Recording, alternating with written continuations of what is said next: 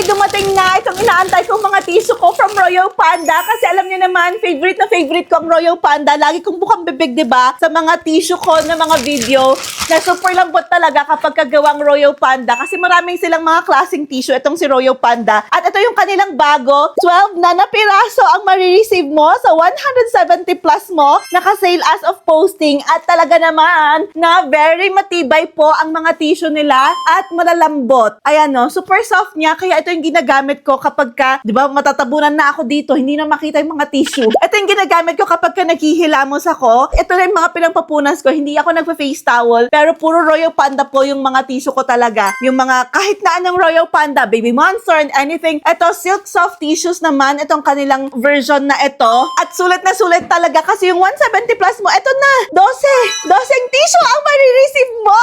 Parang 15 pesos lang ang isa sa tissue. O diba? Ang dami. Nagsisihulugan na sila. Oh my gosh! So, ayan lang kung gusto mo rin makatipid kasi super duper tipid nito. Kaysa pag bumibili ka ng mga tissue sa mall, 'di ba? Ayan, eto na siya. Bumili ka na habang naka-sale pa at bago ka pa maubusan. 12 na pieces na po, opo, yung 170 plus ninyo.